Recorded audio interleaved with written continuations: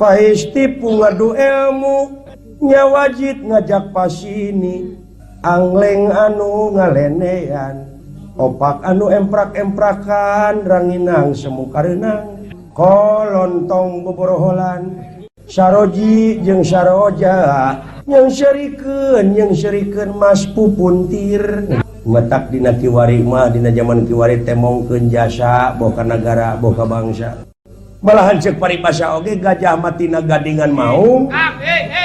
Kang eta lepat paripaos teh Kang hah eta paribasa teh lepat izin ieu teh payudon pamiarsa kumaha eta paribasa neme akang pabaliut nular satu Kang pabaliut kumaha eta pabaliut neme paribasa gajah matina gadingan meninggalkan maung pabalit Tunyus. gajah meninggalkan gading sanes meninggalkan maung sanes nular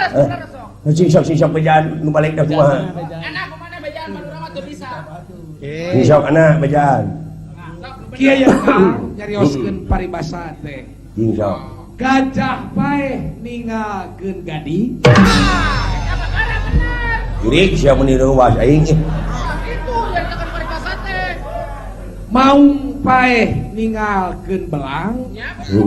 manusa paeh ninggalkeun jasa ka bangsa ka nagara jeung agama ari nyaritakeun paribasa teh kitu ngidap sareng malah mengenang arti ngomong ini mari ulu nyaritakeun paribasa